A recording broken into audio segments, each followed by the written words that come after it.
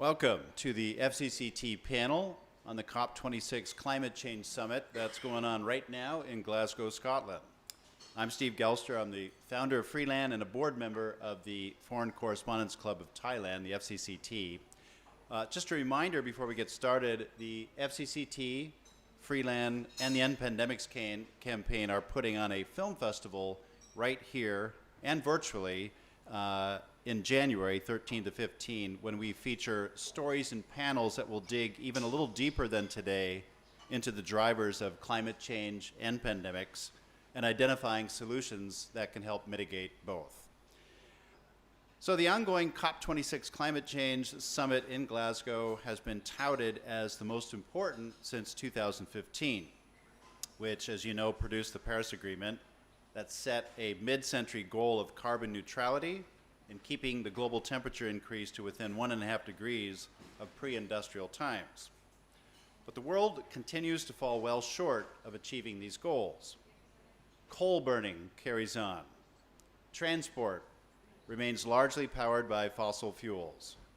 Deforestation continues at unsustainable rates, made worse by even horrific forest fires. Coral reefs are bleached even more. Biodiversity loss remains out of control. Glasgow has been described as the last chance to turn things around. So we're asking tonight, is this true? And what can we expect realistically to come out of Glasgow that will help put the planet on track with our global commitments to reducing global warming? Here to help us answer these and other questions is an outstanding panel of experts, some of whom are based right here in this region, and others who will beam in from the Climate COP in Glasgow. We have with us Gillian Caldwell, Deputy Assistant Administrator for the U.S. Agency for International Development, serving as the Climate Change Coordinator there. We have Dr. Simon Bradshaw, who's a researcher on climate science and impacts at the Climate Council. He has been to 5 climate COPs so far.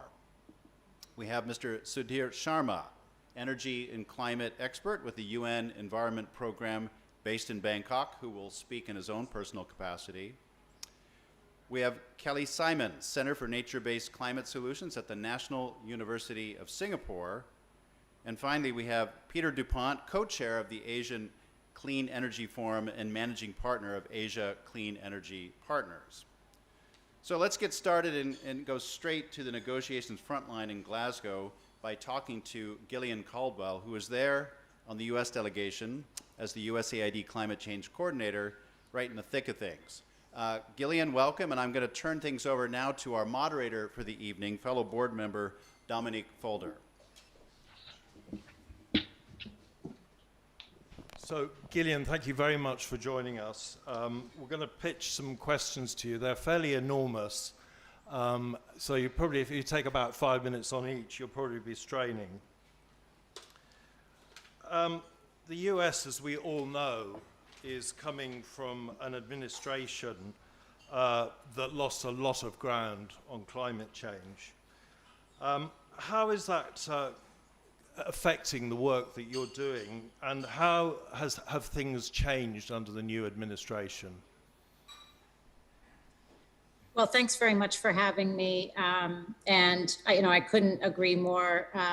We can state the obvious there. We've been out of action for a period of time. And I think I can really say, from having been inside the room with members of the president's cabinet, that the US government is very serious about tackling this problem at this stage. I would cite it, as has President Biden, as one of the top priorities for the entire administration.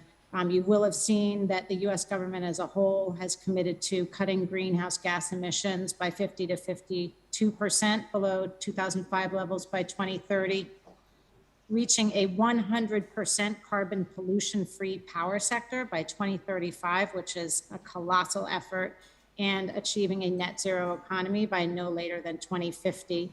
That's just on the mitigation front. On the adaptation front, of course, President Biden announced the Presidential Emergency Plan for Adaptation and Resilience, or PREPARE, which is this enormous multi-agency initiative to support climate adaptation efforts.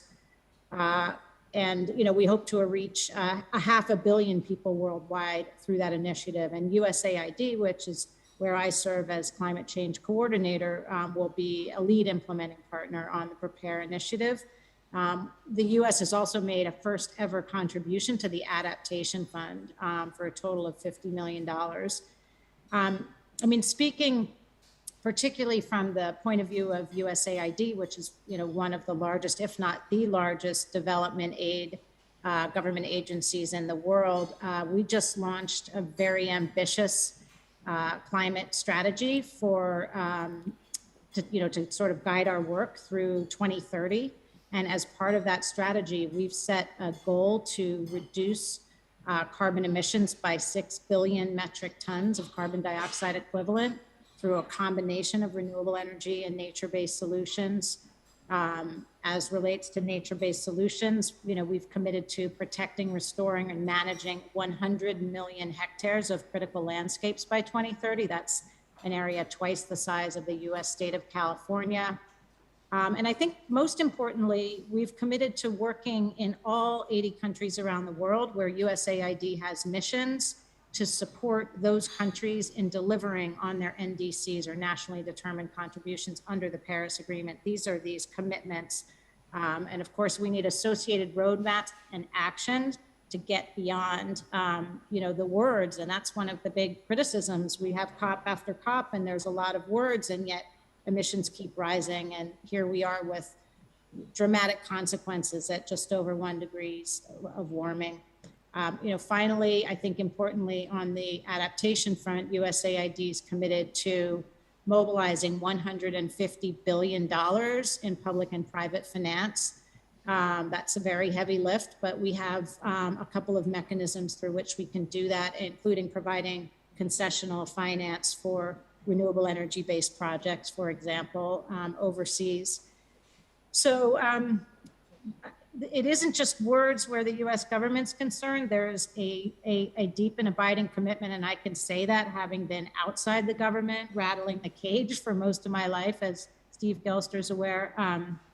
It's quite phenomenal to be inside government at this stage and to hear the kind of the level of passion and drive that people are bringing to it. But, you know, people are going to wait and see, you know, will we deliver on the promises? And the same is true of every other major emitter that's made substantial contributions here, substantial commitments here at COP. As you say, your background is as an NGO. You were with Global Witness, which did tremendous work in Cambodia, raising awareness of the problems there. Talking from the outside and pushing action from within, what are your big frustrations now? Previously, you weren't being listened to. Now you are being listened to. What are the obstructions? I think so far, thankfully, other than, you know, some of the bureaucratic onboarding dimensions, which took more time than I would have hoped, I haven't found it frustrating. In fact, I feel like I'm in a position to make a really important difference. Obviously, you know, through USAID, you know, we have access to, you know, substantial financial resources and a lot of leverage in the countries where we work.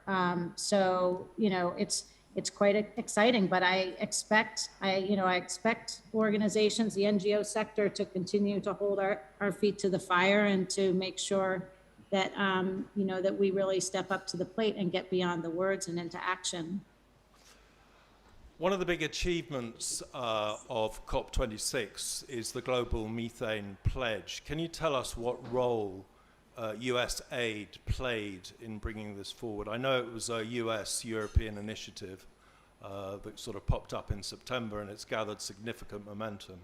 But maybe you can give us some background on it. Yeah, so, well, in terms of actually launching the pledge, the USAID can't take credit there. I mean, it's really largely the State Department leading on that. And, you know, as you're aware, we have a special envoy for climate, Senator John Kerry, who's been literally indefatigable. I mean, just working so hard for so long to deliver some results here at COP. And I think the Global Methane Pledge, which the U.S. really led on establishing, it includes more than 108 countries, which represent more than 70% of global gross domestic product. And they're committing to, the U.S. included, committing to reducing methane emissions by 30% by 2030. And unlike CO2, methane degrades, relatively rapidly in the atmosphere. It's a short-lived climate pollutant. So, actions to limit methane are, can slow the rate of global warming and, are very important in terms of the urgent short-term strategies that we need. I think where USAID comes in is really in the context of implementing on that pledge. We have a lot of work that we do with respect to nature-based solutions, where we're trying to deal with waste management and agriculture. Municipal solid waste, for example, is really critically necessary. Landfills represent 25% of global methane abatement potential, and we have a Clean Cities Blue Ocean program, which is really working in Indonesia, the Philippines, and Vietnam to improve solid waste management in Southeast Asia. We also have a project on low emission agricultural development, which focuses on livestock and rice, which are, combined an estimated 40% of agricultural contribution to emissions.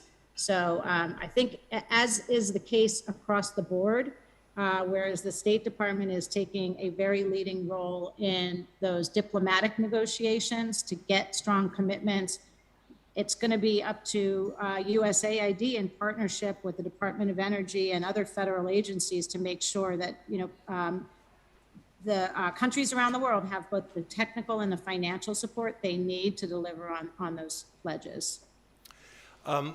Is it fair to describe the global pledge on methane as a bonus from COP26, because it wasn't one of the main negotiable items? And when you answer that question, would you agree that methane has been very badly neglected in the whole global warming debate, and that people have been so obsessed with carbon dioxide when methane is in fact probably more dangerous? Yeah, well, taking your first question first, I think, for sure there hasn't been sufficient attention on methane, and, which is why the U.S. government took the leadership we did to try to get some urgent action going, this 30% reduction by 2030. I suppose you could describe it as a bonus, but I mean, we were working on the global methane pledge well in advance of COP. I mean, I was in negotiations with the Quad countries, including Australia and India, for months before we came to the COP. So it's been in our sights for a while. Good. Well, look, we've stolen our 15 minutes from you. Is there anything that you'd like to get across briefly in the time available? I think the most important thing is that, USAID sees our kind of core added value as having this on the ground presence. We just celebrated our 60th anniversary, and, we have decades long relationships on the ground, both with civil society and with the governments in which we work. So that positions us well to be an implementing partner. I mean, I think another thing I'd like to stress is that USAID hasn't always provided as much support as we want to be providing moving forward to locally based organizations. We've now committed to the principles on locally based development. And, in our 60th anniversary commemoration, Administrator Power talked about a range of steps we're going to take to increase financial support to locally based organizations. And I think that's going to be critical to ensuring the sustainability of any changes we're making on the ground. Thank you very much. I'm now going to move to Simon Bradshaw, who is in Glasgow, and he's the head of research at Australia's Climate Council, with particular expertise in climate science, bushfires and impacts. And Simon, I'd like to treat you as our man in Glasgow. How many COPs have you been to before? Well, good evening, everyone. Thank you, Dominic. Thank you very much for having me. This is actually number 6 for my sins, but I've got to tell you, this one does feel a little different. There is a sense of momentum here that's not perhaps felt at previous COPs, and I'm keen to talk to some of that. But yes, good to be with you. Good. Well, you say it's different. What are the takeaways you are predicting? It's not over yet, but what are the grabs that you've got? It's certainly not over yet. I'd say at this stage we're at the start of the end game. We've seen a first draft of the final decision text. We also, through that first week, saw this bonanza of new announcements. We've mentioned the global methane pledge. There was many more countries committing to phase out coal. We had an important pledge on ending deforestation by ending and reversing deforestation by 2030. So there'd been that momentum building really through the year. And I have to say, Gillian, that the US leadership has been transformative, the dynamic here, really. It's been an important part of that momentum, but we had, I think, 130 countries in total come with new and strengthened commitments for this critical decade ahead. So all of that is quite something. I did hear it very aptly described this morning that the progress we've seen going into this COP and during these 2 weeks would have been almost unimaginable 2 years ago. But, and here's the rub, it's still so far short of the actual scale and pace of action we need to see. And there was a rather sobering assessment yesterday that even factoring in all these new commitments and pledges, if fully implemented, we're still, we've bent the emissions curve slightly, but we're still looking at warming of around 2 degrees or more. So the success of Glasgow is going to be measured not just in the important commitments that have come here, but how well it catalyzes action through these critical next few years. And that's where this final decision being negotiated is absolutely critical. And we're hoping that it will certainly require those countries like my own Australia that didn't come to Glasgow with a much stronger commitment to go home and do their homework and come back with one next year, but that all countries continue to ramp up their 2030 targets and other commitments over the coming years. So still a lot of balls in the air, a lot more to be worked out over the next couple of days. Exactly. What are the big negotiables that are still left? Well, it's all now down to what's called the COP decision. So that's the final consensus outcome. We've had all these important deals on the side that we've mentioned, hugely important in adding momentum, but it's now about that final negotiated outcome. What we've seen in the draft is for the first time, there's an explicit call in there for countries to move beyond coal and to phase out fossil fuel subsidies. Now, that might seem like a no-brainer, but it's actually the first time in a negotiated COP decision that you've had that explicit recognition of fossil fuels as at the heart of this problem and the need to move beyond them. There's also strong language around the imperative of limiting warming to 1.5 degrees. You'll have heard the catch cry that Glasgow has to keep 1.5 alive. One of the most important aspects of the Paris Agreement that was so hard fought for by some of the world's most vulnerable countries was that goal of limiting warming to 1.5 degrees.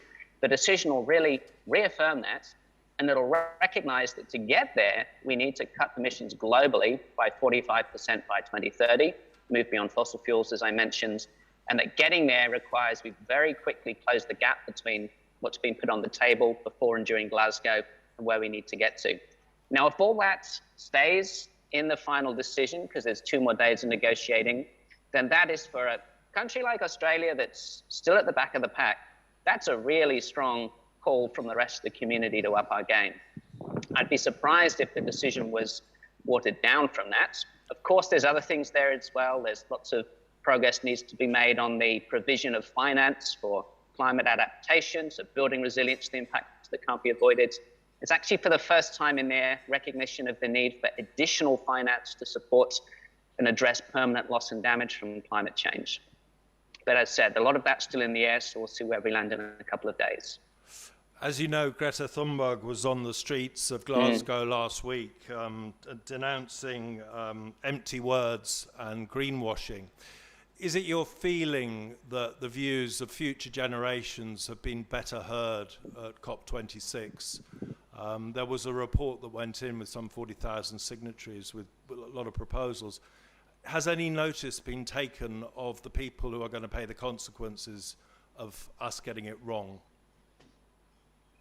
There's been a tremendous presence here from the youth, from Pacific Island countries, from First Nations communities around the world. I think have been very effective, very vocal, very organized in holding things to account. And that's a critical part of the process here. It's not just what goes on inside the negotiating halls. It's everything that civil society and particularly these frontline communities do on the sides. Now, I think some of the assessments, including from Greta Thunberg, have been pretty damning. And she's not wrong. There are some uncomfortable truths here that even with the new commitments made here, we would still see global emissions perhaps rise a little by 2030. And that is just not good enough. The science really compels that we see global emissions halve this decade.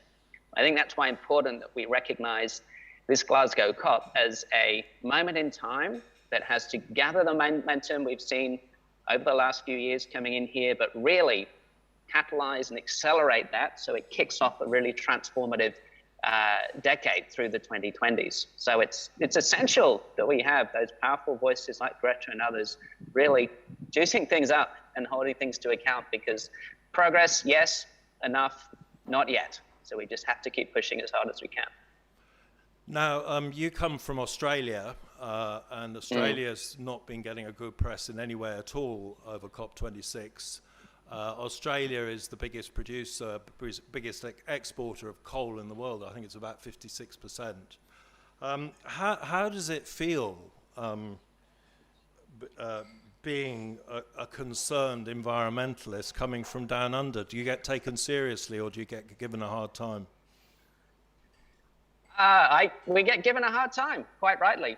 And it's not very comfortable being here as an Australian often. I mean, speaking to people here, when you talk about Australia, the first thing they remember were the horrific fires we had over 2019 and 2020, which is not just, seared into the memory of every Australian, but clearly remembered by people around the world, and people have seen the heartbreaking damage to our Great Barrier Reef as well. I think there's also growing awareness that Australia is not only particularly vulnerable, certainly among the world's developed countries, to the impacts of climate change, but we're also sitting on such incredible potential for renewable energy and for new clean industries. We're one of the sunniest and windiest countries on Earth. We have the potential there to generate renewable electricity that far outstrips our domestic needs, that could be used to build clean manufacturing industries, to be producing green steel, renewable hydrogen, all these products for which there's going to be such enormous demand, especially from the big economies of Asia in our region. So I think there's certainly frustration and anger with Australia, which has come close to boiling over at some points. But there's also this bafflement as to why the country in our circumstances isn't doing more. It's purely been a political problem in Australia. There's no economic or technical barriers to Australia really shining and really leading. And there's increasing supports, not only from the general public, but from the business sector for Australia to step up. And I think one thing I hope the Australian government's aware of is that that's pressure on us from the rest of the world to be stepping up, particularly our 2030 targets and efforts to move beyond coal. That's not going to abate when we leave Glasgow. That's going to keep building until we at least catch up with the rest of the world. And there's a lot more pressure coming domestically as well. And we'll be going very soon from Glasgow into a federal election back home, where it's fair to say climate is going to feature very strongly. And we certainly hope we come through that with a much stronger commitment from our government, because there's no doubt now that the rest of the world's demanding it from us. Yes, you mentioned this very powerful coal lobby inside the country. The Murdoch press is very strongly behind coal. It's very well known, and it's quite extraordinary that you see a developed country defending the use of coal when you would imagine it would be the South Africas, other countries that would be more on the upward incline that would be doing it. But what I'm interested to know is, do you detect a feeling in the Australian population that enough is enough and that this problem actually has to be taken in hand? We know the lobby is very powerful. We know the links to government are very strong. But what do the Australian people themselves think? They are seeing their bushfires, the outback ruined, the barrier reef bleaching. What is the domestic horror? Look, there's been a clear majority support for stronger action on climate change in Australia for some time, and that's reached record levels recently. And so I think I may have mentioned, we've also seen the business community, including the Business Council of Australia, become much more strident in its calls for stronger action. It's a bit of a quirk of our politics here that a small number of politicians and constituencies have held quite a powerful sway over the government here that has put the brakes on things. But I think we have to expect, and I know we've said this before, but really the government faces a bit of a perfect storm now from that international pressure, growing domestic pressure as well, but is going to have to force some stronger commitments. We've seen some movement. Australia did finally get over the line with a net zero by 2050 target. That was an important step, but it doesn't mean a lot unless we really have some accelerated action this decade, because that's what the science compels, that we really drive down our emissions as far as possible between now and 2030. And I think that's where we're going to see the focus and the pressure move in Australia, as it's moved in the rest of the world and going into this COP, is much stronger demands, not just around a more distant net zero by 2050 target, but actually some transformative action, particularly moving beyond coal and gas, tapping into our renewable energy potential very quickly over the coming years. Simon, thank you very much for all that. We're going to bring it back to Bangkok now. Gillian has left us for another urgent meeting, but please stay with us as long as you have time. So in Bangkok, we have Sudhir Sharma of the United Nations Energy Environmental Programme, and he's based here as an energy and climate expert. I would like to say that he's speaking in his own capacity tonight, so he's not officially representing UNEP. Sudhir, you've thought a lot about what should be happening at COP. What were you hoping for? What were the big takeaways that you wanted to see? Thank you, Dominic. Nice to be here with all of you. Nice to hear from Gillian and Simon of things happening in Glasgow. So I think Simon or Gillian pointed out towards the fact the reason COP26 is important, because actually some of the milestones we had to achieve were to be achieved by 2020. And what were those milestones? Importantly is that we had the deal where every country agreed on what needs to be done, but then the rules had to be set in terms of exactly how would countries go about doing it, how would countries report that, what would be the process of reviewing it, and then how would the next steps in terms of ratcheting up the actions be taking place. So those are the parts which, as I mentioned, should have happened 2 years ago. Unfortunately, the pandemic intervened, and we are here now in Glasgow. So that's, I think, an important part of the package, what is called the transparency, which we expect to come out. Now, transparency, I mean, one of the challenges that we see, and one of the things that even at UNEP, though I'm speaking on my behalf, but in UNEP we are starting a new midterm strategy. And a key focus that we see is the requirement of availability of data and information, not just to the general public, but as well as to the governments, because a lot of decisions get taken in absence of very clear information, and as a result, neither do the governments get to see what the benefits of those actions are. So creating that positive incentive, nor do we get a very clearer picture as to, you know, how well are we doing or what more do we need to do. So that's an important element where the countries are, and if I look at the decision which has come out so far on the transparency, we seem to be on track, and hopefully we'll adopt that decision here, which will ratchet up the amount of information and the level of transparency that each of the countries need to be reporting on. So that's an important element that this COP is going to, will have to achieve.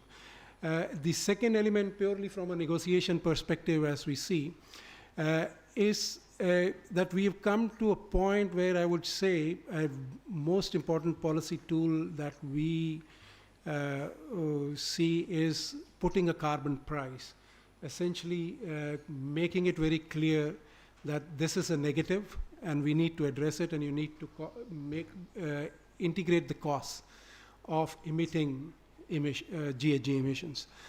From that perspective, the Article 6 is on track, and that would hopefully, we saw how CDM, despite its shortcomings, was able to stimulate action in a number of developing countries. So we see a lot of momentum, and I think coming out with the final decision on Article 6, which is about setting up both the internationally governed market as well as the cooperative approach between the countries to scale up the speed at which they implement. It might not necessarily lead to more than what the countries have promised on the NDC, though one of the issues being discussed is that how could actually the rules be set in a way that it is a net reduction rather than just an offset in countries. But more importantly, what it does is also provides the framework within countries. So it's not just about the international levels, but at a country level where the governments would start putting in place mechanisms to make explicit the cost of emitting. So if you see at Singapore, it has already put in place a carbon pricing scheme.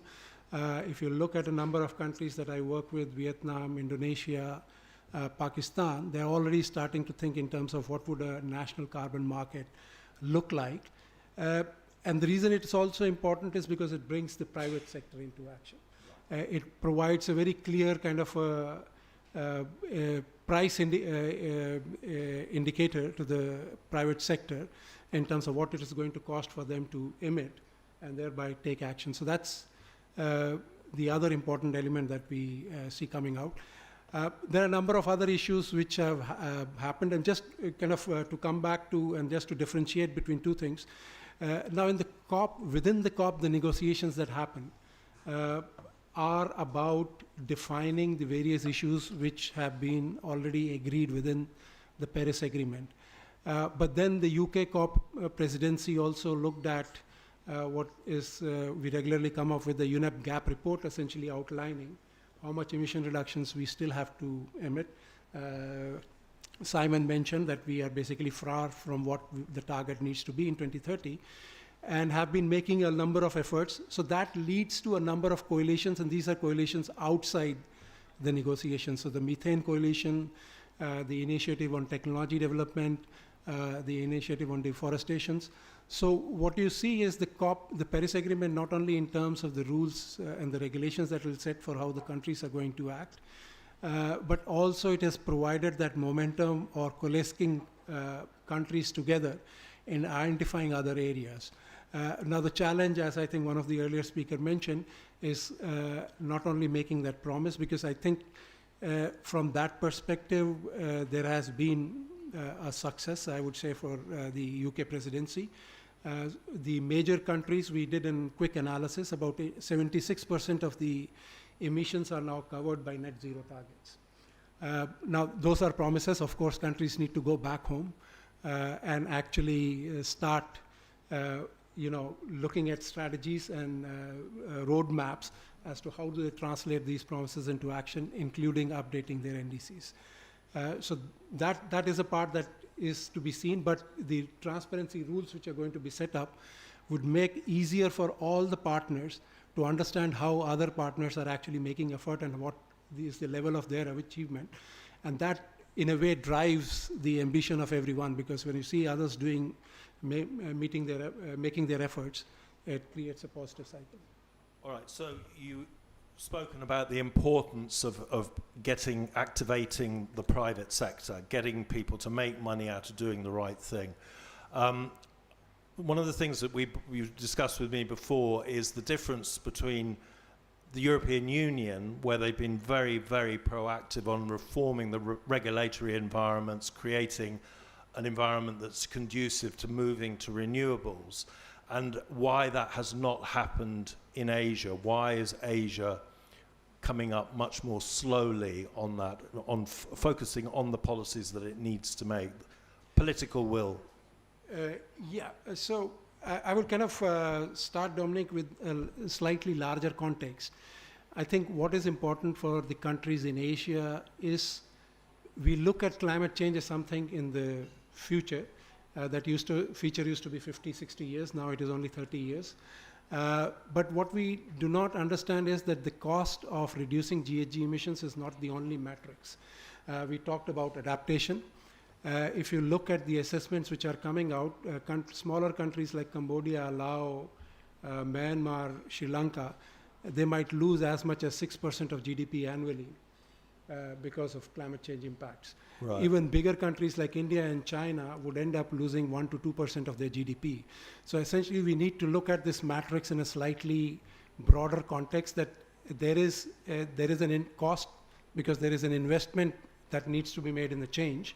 But at the same time, there is a benefit of avoided costs. But more importantly, I think, and UNEP is working on its midterm strategy around that, is that we need to look at also the issue of pollution. We somehow treat pollution separately from climate change. And pollution's impact are immediate and now. If you look at the recent analysis that WHO has come out with, the increase, just the fossil fuel burning has led to additional 8.5 million deaths in a year. Now that's much larger than what COVID has cost. So that's, I think that is a matrix, and that's an information that needs to be integrated into climate change decision making, which somehow has not been well integrated. The second aspect is, I think, which was touched about, is that it is not the issue of technologies. The technologies are there, which can easily help us bend significantly to part to 2030. For example, energy efficiency. If you look at the standards which have been put on energy efficiency in Asia, they're very low compared to what has been achieved in Europe and even in US.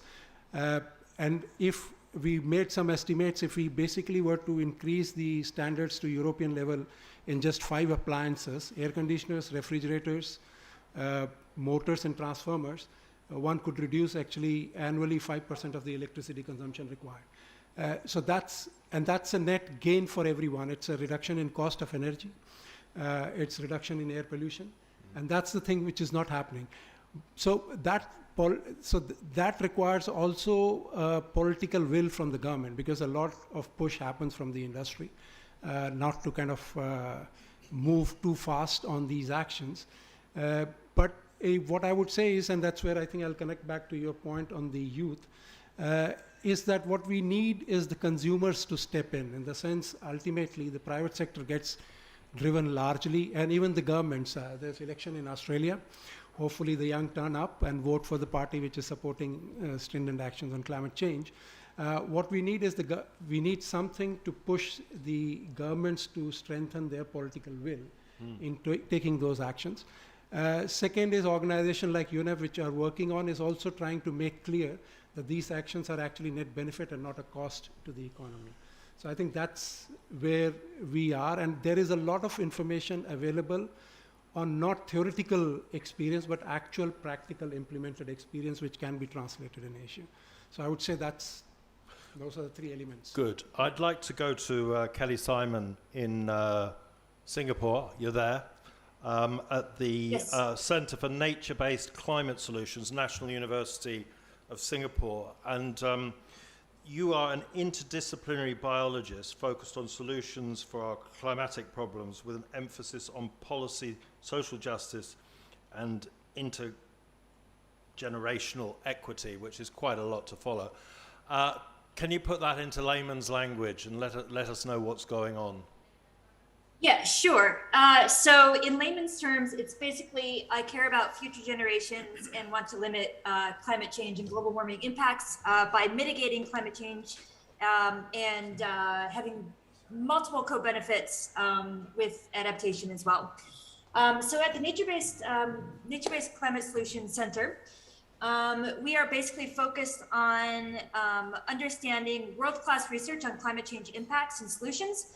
And we're also focused on producing knowledge and using our own insights and expertise to become the go-to nature-based climate center solutions in the region. So we're the first and currently only one centered on this interdisciplinary analysis of NBS or nature-based climate solutions in the region. In other words, so a lot of what we're doing is looking at really hardcore basic research and turning that into actionable impacts throughout the region and how they address the SDGs and how they apply to the IPCC and specifically with COP26. And so, basically we all know what the problem is. It's pretty quite clear. Since the Industrial Revolution about 170 years ago, if we actually take the global temperature of the planet and we look at it in terms of coloration and climate stripes, from blue to red, so blue being cooler, red being hotter, of course, then we look at a trend that's happening globally.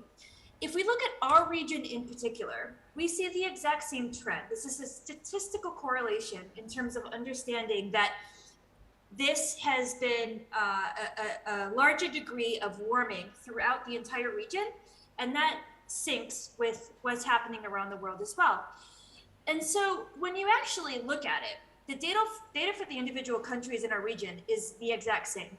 So it's not controversial anymore. And actually it shouldn't have been controversial, but that's a whole other political reasoning behind that. So it's getting increasingly warmer at local, regional, and global scales. And when we actually look at the GDP and the economic analyses of this, the acute impacts, while felt globally, they're going to have a very profound effect on our region in particular. So, for example, in a BAU, a business as usual scenario analysis, while the world stands to lose a collective 18.1 GDP by 2050, in the worst case scenario, we can see that the ASEAN economy is actually going to be the hardest hit with about 37.5%. And that is by far a 9-fold increase over the worst case scenario. And fiscally, we're going to be looking at 2.8 to 4.7 USD trillion in GDP loss per year. Now, this is looking at the average of these particular regions, right? So in these particular regions, we have some highly industrialized nations, and we also have some very developing nations. And so that averages out. But a recent report that just came out earlier this week actually looks at just those developing regions. And when we look at just those, what we see is by 2050, we actually stand to lose about 20% collective GDP by 2050 in those developing nations. And it jumps exponentially by 64% to 2100. And so we obviously know what's happening. We know that developing nations are going to be losing an exponentially higher amount of global GDP than their industrialized nation peers. And so when we actually look at what the solutions are, because what our center does is we are nature-based climate solutions. What are we doing for solutions? Well, we're focused on nature-based climate solutions. So the potential for reforestation in Southeast Asia is quite high. It's actually the highest density of carbon stocks within the world. And so when we look at what Julian mentioned, is the protect, manage, and restore. What we have here in Southeast Asia alone is 121 hectares just in green carbon. And so that's treetops, that's green carbon, that's the forest, that's our rainforests. It's about 121 million hectares. So she mentioned that 100 million hectares of NBS is what USAID will be putting aside, which is the size of California, or when you're actually from the Midwest, it's 7.6 Ohio's. And so when you put that into the context of different types of geographical locations, we see that it's actually quite big. However, when you look at the actual biophysical potential, we have to look at the other types of land use constraints, and that's subsistence, smallholders, and other types of site maintenance, which is going to be consistent over time, and that's going to be another fiscal expense. And so when we actually start to apply these constraints, we see that the actual biophysical carbon stocks get reduced to about less than 8 million hectares per year in Southeast Asia, and that's again just green carbon. But we have to be aware that there's different types of indigenous peoples that have been here for thousands of years tending the land, and we cannot just move them out. We have to be cognizant that there are other land use constraints, and we cannot just take it over in order to save those carbon stocks. So therefore, it's vitally important that we actually develop better ways of quantifying, mapping, and monitoring both the potential and the constraints of nature-based climate solutions to inform our decisions for policy analysis. And this goes into what we're doing at COP26, because there's a huge push with nature-based climate solutions. And this gets into Article 6, which was just mentioned as well. And so what we're looking at is how do we actually get the biggest bang for our buck out of that Article 6 nature-based carbon credits that are actually coming out. And so there's actually, so in the left, there's a report that just came out with the British High Commission, led by myself at the Nature-Based Climate Center Solutions, that says green carbon, especially the protection of the existing stocks, has massive mitigation potential. And actually, it can provide 20% of all tropical nature-based climate solution stocks and mitigation in a cost-effective manner. So you get a return on investment from those carbon credits within the carbon market. But right now, we only have 18 verified green carbon credits within the Southeast Asian region. And so that only represents 2% of the actual potential. So there's huge opportunities for us to invest just in protecting, managing, and mitigating our existing carbon stocks here. And now, green carbon isn't the only type of carbon. There's many other types. Blue carbon in particular is quite a hot topic right now. And that's not just mangroves. So we have huge mangrove potential here in the region, but we also have huge seagrasses. And seagrasses, which are not currently embedded in any of the ASEAN NDCs or the nationally determined contributions, they can actually conserve and help the ASEAN countries meet 7% of their CO2 emissions and reduction goals by 2030. So there's huge potential. But what we need to do is understand the science and especially the quantification and the potential in the region. And that's what our center does. And so in addition to this, it's not just mitigation, but there's huge amounts of co-benefits. So these co-benefits currently aren't actually in the actual price of the carbon credits. So while we have multiple types of co-benefits, cleaner air and water, biodiversity, increased livelihoods, food security, all of these things are not accurately priced within the current market as of now. So we already know the problem. We're very aware of it. We also know the GDP, it's absolutely massive in the potential that's going to be lost within our region. And so people say, and one of the questions I often get within COP26 are, well, what's the point if we know that this is such a dire and huge impacts, especially in our own region? So what I'll leave you with this at the moment is, we don't do it for ourselves, right? When we plant a tree, we don't see the fruits of the shade until 30, 40 years later, right? So that's for our future generations. And so I had a mentor that said, why are you investing and why are you spending all of your money in doing all of this? And he goes, when my grandchildren ask me what I've done to find solutions, I'm going to have answers. And so we can't afford to lose hope, and we can't afford to not do something, right? Because this is my kiddo on the right. So we've got future generations. I'm obviously, from DNA and from a biological perspective, I want her to have a better future. I also want her to see a giraffe in real life. But as we scale out from humanity, these are my nieces and nephews. I want my external family, my broader community to actually have a better future, right? To have a life. And it's not just about them, right?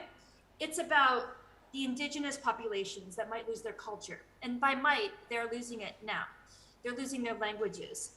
And when we talk about drawing down the carbon, so we say we're going to limit the carbon to 1.5 C for the Paris Climate Agreement. If we actually cap that carbon dioxide and what we just talked about earlier, the methane, that actually has what we call a hysteresis. It has a lag in the environment, right? So the majority of carbon dioxide will be absorbed by our oceans, and that's not a good thing. We're going to have acidification of our oceans, and that's already impacting local livelihoods with decreased shells of abalone, of mollusks, of mussels, and that impacts livelihoods, but it has a cascading effect of certain types of ecosystems as well. But what we haven't really had in the particular narrative of climate change is we know that sea levels will rise. We know that there will be environmental refugees, and that there are certain countries, particularly westernized and industrialized nations, that will have to absorb a lot of that. And nobody really wants to bear the cost. So that's a narrative that no one's really talking about. But that carbon dioxide, about 80% will be absorbed by the oceans and by other types of ecosystems. But that 20% will actually stay within the atmosphere for 300 to 1,000 years. So that will have that global warming or that positive feedback effect, which is a negative impact in this case. So it's a bit of a misnomer. And so ultimately, our kids and the future generations are going to be feeling these impacts. It's not just 7 generations, as other indigenous populations talk about. It's about 300 to 1,000 years from now, we will be thinking about this, and they'll be feeling the impacts. And so even when we draw down the carbon, which we need to do, it's not going to be enough. We have to mitigate and we have to adapt if we actually want to have a chance for the future generations. Kelly, thanks very much for that. I want to go to Peter Dupont because we're running short on time. Yep, thanks for that. But we're going to come back to you in a minute, don't worry. Peter, you're the co-chair of the Asia Clean Energy Forum and managing partner of Asia Clean Energy Partners. Clearly, you hope to be part of the solution. How well are you doing? Your mic's off. Thank you for that. And thank you, Dominic and Steve, for organizing this. It's a pleasure to be here. We're not doing well enough, but I think what I want to do is sort of pivot and talk about the green sprouts of hope. So, I mean, I guess the way I look at COP26 is that from the perspective of perspective that I'm familiar with and have been working in, which is working, I've worked for nonprofits and for USAID, and then I was senior climate change advisor during the end of the Obama years, and that job ended when Trump came in. And now I'm in the private sector, but working to develop and strengthen platforms for action, and particularly for investment. So I think one way to measure the success of COP26 is in the way it will change the decision-making calculus for investors. We've heard from Sudhir and then from Kelly about the importance of Article 6. I'll just share a few things which really make me feel optimistic about future trends. I'm not saying that we'll get there fast enough at the rate we are going. I mean, Simon is right. We need to accelerate at a level that is at least a couple, 3, 4 times larger, faster than we are going now. But first, price trends. Just to give you an example, in Cambodia, about 4 to 5 years ago, the Asian Development Bank worked with Electricity du Cambodge to do a tender for a solar power plant, a utility-connected solar power plant, 10 megawatts, not that big. They got a price of less than 10 cents, and that was a big deal, so 9.1 cents per kilowatt hour.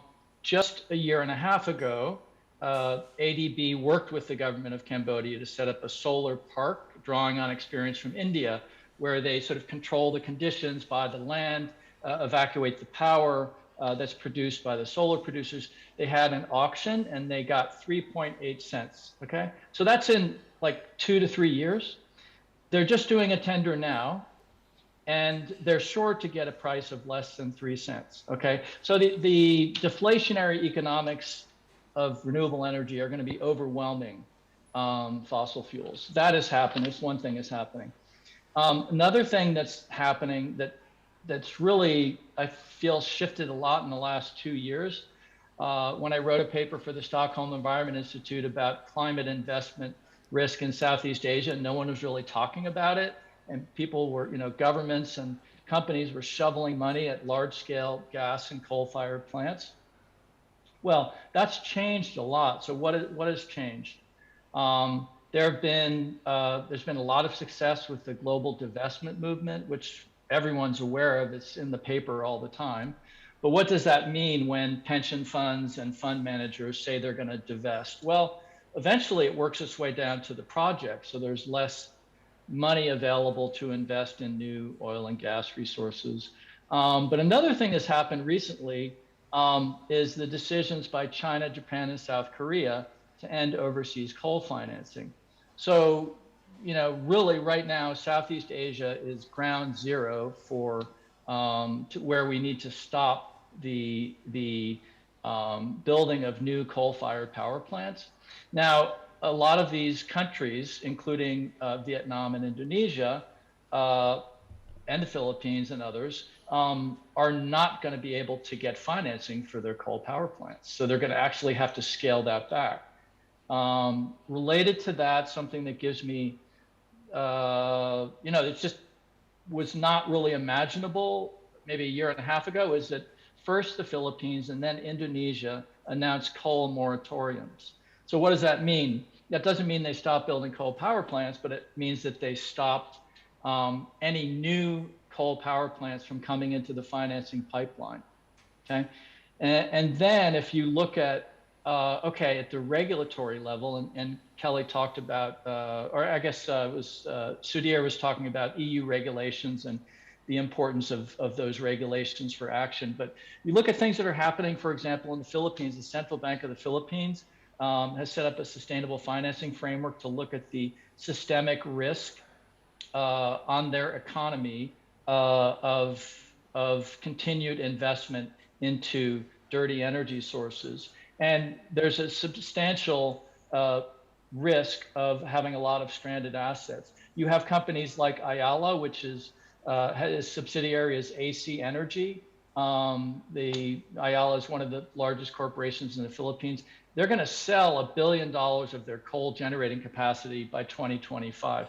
These sorts of announcements are snowballing and are really moving in a direction that's not favorable to coal. And there is a question about whether gas will come in and take the place. I think that's quite problematic. And I do think that the global methane agreement will make it harder to go as big on gas as a lot of the oil and gas companies would like. And let's see. So I guess, you know, just two more quick thoughts, Dominic.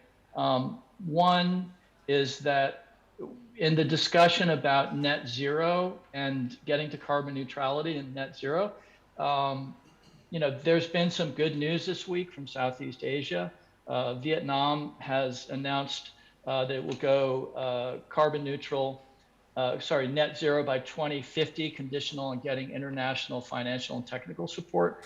So Vietnam saying that, that's a big deal. That surprised everyone I was working with in Vietnam. They were afraid of talking about net zero. Now they're not. So that is, this snowball effect can be witnessed there. Another thing is Thailand pledged more ambition than previously to go carbon neutral by 2050 and net zero by 2065. And why is that important? Well, before they were just saying 2065, now they're saying 2050 with carbon credits. So the whole, I feel like the whole playing field is shifting. But just to wrap up, I think that discussions about net zero are a bit misplaced for Southeast Asian countries. I think the discussions should be about beyond net zero. I think it's completely unfair and not appropriate for developing countries to look at countries like Vietnam, Indonesia, Philippines, and Thailand and focus on them getting to net zero at the same rate as European countries or the US are. The discussion should be around how we can have development that is sustainably focused, that focuses on human development, focuses on green jobs to meet broader social development goals. And a byproduct of that is a more resilient, lower cost economic system. And I said, you know, the economics are there. I already went over that. And finally, just, you know, in terms of picking up a point that one of the previous speakers made about the importance of, I guess it was Sudhir again, the importance of public pressure to build political will. We have to build resilient, decentralized systems. We can't go for very large scale, centralized approaches. We have to empower consumers, one of the biggest problems, which I haven't mentioned in ASEAN, is freaking incumbent electric utilities that are blocking change, that are afraid they're going to become dinosaurs. Well, they are, and they're either going to get with it or get out of the way. So we need to have prosumers who can produce energy, sell it to the grid, as well as buy it from the grid. We need to have open access and transparency. So these are some reasons why I'm optimistic, but I do share Simon's view that while things are moving in the right direction, there's still a lot to do, a lot of heavy lifting this week, but that's just the beginning of getting ourselves out of a real hole this decade. Thank you very much, Peter. Just that idea of doing things differently, getting renewables to the grid, you have to reform the grid. You've got to modernize the grid. You can't just stick it into the old one. Kelly, I wanted to come back to you. This idea of reforming, some of the material that you're presenting is almost idealistic, and one wonders about the time frame. Again, it's about getting people to do things differently, farming differently so that we have less cattle, feed them something else that changes them chemically. In Asia, you have methane being produced from rice production. How many millions of rice farmers need to be educated to use different techniques in their paddies to grow the same amount of rice? How does one go about doing something like that? I mean, it's almost, it's beyond any one government, and then to think about doing it regionally is phenomenal. But it's a good example.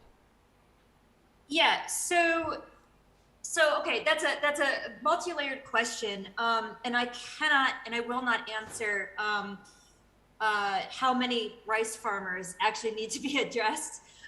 What I will say is that the science that we're producing is not idealistic. It's reality. It's what needs to happen, and that's based on a quantification of remote sensing and a peer-reviewed analysis of particular types of literature and science that goes into how we're actually addressing and quantifying this. And so when we look at this, what we do understand is that, yes, there are going to be land use constraints, but what we're saying is, we're not saying, let's just take away these rice paddies. That is absolutely not what we're saying.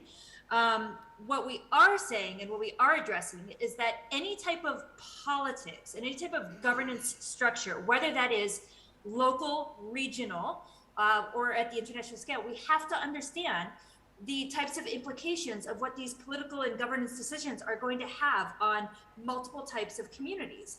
And that's going to be from indigenous communities, from local smallholder farmers that have been there for years, that are making subsistence farming. And so we can't just come in a type of hegemonic way and take over land in order to have a global impact. There has to be a multi-layered approach. And this is a very difficult thing with these super wicked problems that we're actually having. And so how do we address that? I don't have that answer, because you can't. There's so many intersectionalities, especially in a region like ASEAN that is so rich culturally and so hierarchically and polycentrically governance diverse. We cannot say this is going to be the answer to these particular things. So what we're doing at the center is providing an actual science-based approach to making these decisions and handing this information and packaging it in a way for the particular types of audiences in science communication. And that science communication, especially in the US, over the past 4.5, 5 years, with one administration, has been lacking. And to be able to communicate and address the importance of science-based actions and science-based policies and decisions is what needs to happen. And that's what our center provides. So I'm not going to say this is what we need to tell rice farmers to do. Absolutely not, because there's other different types of nonlinear dynamic feedbacks that go into understanding the different types of emissions. It's not just methane, it's nitrous oxide, it's trace gases that come off of the rice paddies. And that is not for me to decide, but we do provide the science on that, and we do it very well. Stephen is monitoring some of the questions that have come in online, so maybe you could pitch a few of those. Sure. Well, one of them was for Peter, but I think he actually answered it toward the end there. It was asking basically what are the prospects for clean energy becoming profitable in Southeast Asia. I think he was getting into that. Another one is a pointed question, though, for Simon. What is the best possible outcome of the COP26 agreement statement? And then if we can, I've got a question for Sudhir after that. Thanks. Sure, thank you. Look, I think the most important thing at this stage, knowing that we've come some way to closing the emissions gap, bending the temperature curve here in Glasgow, most important thing is what in climate parlance they call the ambition signal. Now, what that basically means is how quickly and how regularly countries are going to further strengthen their commitments coming out of this COP. Now, there's been a proposal from the Climate Vulnerable Forum, which is a group of particularly vulnerable countries that I think also now has the support of the US and a big, powerful bloc called the High Ambition Coalition, which is basically saying that countries have to come back and ratchet up, review, and increase their 2030 targets every year between now and 2025, because it's the actions during this critical decade that are going to matter. So there's a lot of things that need to come out of this COP, but I think what we're watching more than anything else at this point is how strong that commitment to increase actions next year and every year to 2025 is going to be. I'm going to have to leave in a moment, so I just wanted to reaffirm something that I've heard Kelly, Sudhir, and Peter all make very well in their presentations. And this is what I think, Kelly, you described as the co-benefits of action, because there is a very convenient truth these days that what works for the planet, the things we have to do, can really work for people as well. It can be reducing inequality, can be building future prosperity and security. This is true whether we're talking about new livelihoods from nature-based solutions or whether we're talking about affordable, reliable, secure electricity that can come from renewables or decarbonising our transport systems and everything else. This is the problem we've had in Australia. The debate's been stuck on the supposed cost of action, where really it's got to move to understanding the benefits that come from acting on climate change. We have to do it if we're to have a secure future in which humanity can continue to thrive, but there's so much to be gained by really grappling with these challenges, using those technologies that are available to us. And really, COP26 has got to be an acceleration point that sees us really embrace those opportunities. Simon, thank you very much for joining us. We have a question for Sudhir. Thank you very much. Yeah, actually, it's a question for all three, but I'd like Sudhir to lead because he's from a big organization. I'm not asking you to speak on behalf of UNEP, but I think there's a big institution at the UN. And I think all the speakers here can relate. We've got very good individuals, organizations, donors, etc., working on climate change. We've got the same kind of community working on biodiversity loss that would have gone to the Convention on Biodiversity in China that just finished recently. Similarly, there's a bunch of organizations, individuals, and donors, et cetera, focusing on the UN Convention on International Trade in Endangered Species. And there are other conventions. And having been to many of those and tracked them, there is some overlap in individuals and people, but not very much. Everybody's working on their own priorities. And what frustrates me, and what I want to hear from you, is how do we address this? All this money and all this energy going into fighting these crises when the drivers of biodiversity loss, the drivers of pandemics, the drivers of climate change have so much overlap. How do we break down the silos of these big organizations, these communities, to bring this energy and the resources together? Instead of, I think one of the things that people get turned off by is the problems are overwhelming and we keep asking for more money. The money's already there, I think it's getting stuck. How do we address that? How do you address that at the UN, academically? I mean, do you study this? But let's go to Sudhir first, thanks. Thanks, Steve. Well, that is really a big one to answer. But I think if we look at the UN system, one of the starts to integrating that, I would say, is the SDGs, the Sustainable Development Goal. And that is a framework which basically starts addressing the point that these are different problems, but they're all interconnected. And if we look at this frame and try to achieve these goals, we are not addressing just one of them when we are addressing all of those issues. You're absolutely right about the fact that the drivers are the same.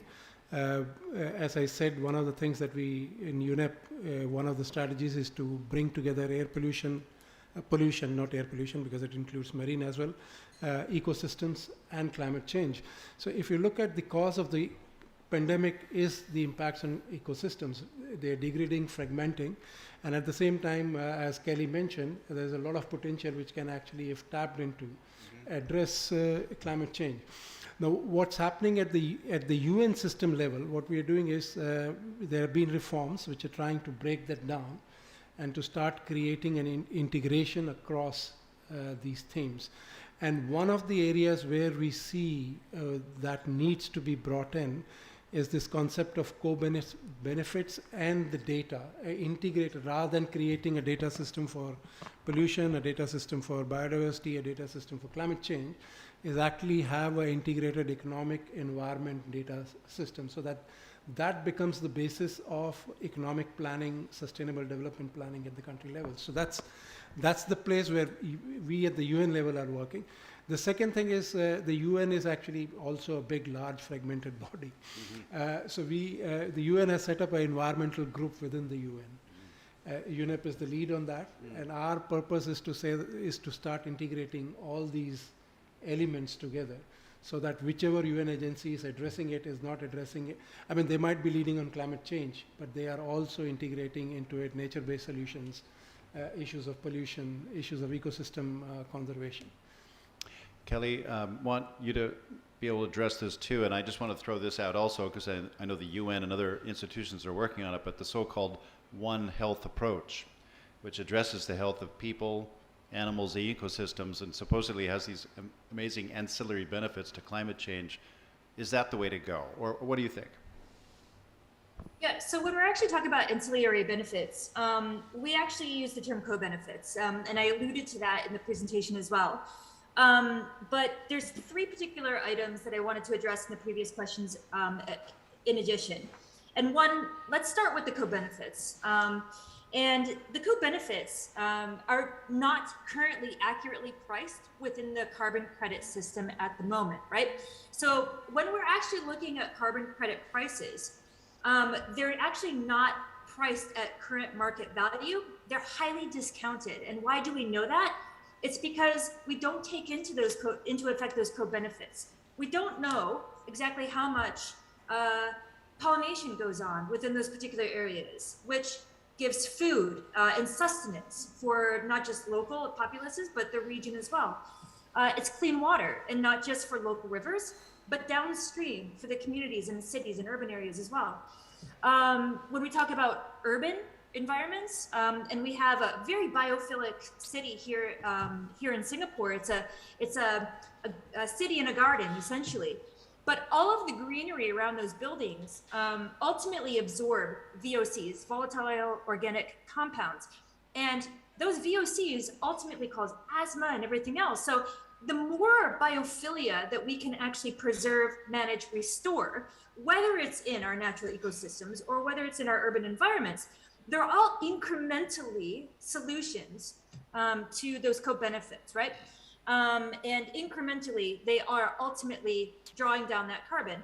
And so that's one. We have to ultimately be able to understand how to price those co-benefits. And that is that's one big initiative that we have in our center. I didn't mention it here, but we are doing a spatial analysis from remote sensing data to understand the co-benefits and quantifying those co-benefits and layering those on top of that 122 hectares that I mentioned, just in green carbon alone. And number two, we talked about a lot about price. What is the cost of actually mitigating and adapting to climate change? And I'd like to flip that around and say, well, what's the cost of inaction? We have certain analyses of the projected GDP loss, specifically disproportionately felt within our developing nations and our poor communities. In the US, it's a lot of the Black, Latinx, and very, very rural areas. And that will be disproportionately felt. And so what is the cost of inaction? There's there's a price, there's a tax to being poor. And that tax is going to be felt in future generations. It's going to have to be paid back in future generations. And then number three, we have to invest in the science, because if we don't actually have that quantification and that analysis to inform our policies and our governance and to be able to drive these particular decisions, then how do we know if what we're doing is accurate or not? So we have to be able to, one, have a true cost of carbon credits in the market. And that comes from, two, being able to accurately understand the science behind the carbon credits. And then three, we have to be able to understand and at least put into our vernacular and our parlance and our thinking that it's not just about the short-term fiscal cost, it's about the longer-term cost of inaction. So what is that price that our kids, grandkids, and future generations will pay? And it's not just that, it's disproportionately felt in poor rural areas. Steve, you have one more question.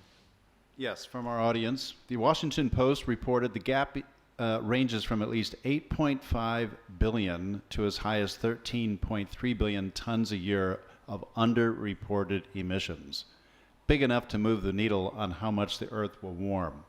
What process can be implemented to keep the countries honest in their future reporting? Sudhir? Sudhir, that's your question. No, in fact, that is what I was alluding towards. If you look at one of the key decisions which is going to come out of this COP is on what is called the transparency. And the transparency is about the accuracy of the data that countries collect and the transparency of reporting that information. You're absolutely right. There are a lot of emissions. I mean, there could also be a possibility people are under-reporting their GHG emissions, but they're also over-reporting their GHG emissions. And the important point is that we need to know it accurately, and that's the discussions and negotiations which are going on currently. And in absence of that, it becomes a guesswork. Basically, it becomes just a science-based analysis. How do we do that? So hopefully that agreement comes out at the end of this week. I mean, it was not going to solve all the problems, but it actually, so one of the things which has happened is developing countries were reporting as they wished. But now every country is going to report every 2 years. There is an agreement on a common minimum information that all countries have to report, irrespective of what their capacities are. So beyond that level, if there are certain limitations in the capacity, those countries can seek flexibility, but that flexibility has a time limit to it, and it factors out. So that, I think, is an important point. Just one of the things which I would like to highlight, which Peter mentioned, and you asked the question, a very interesting study which recently, there is an initiative on carbon tracker. They analyze all the coal power plants. They analyze that in India and in China, 50% in India, 70% in China, the coal power plants, operating coal power plants, are actually costlier than building a new renewable energy plant. So that's, I think, a side issue, but just to say that how dynamics is changing, so there is an incentive now to move over.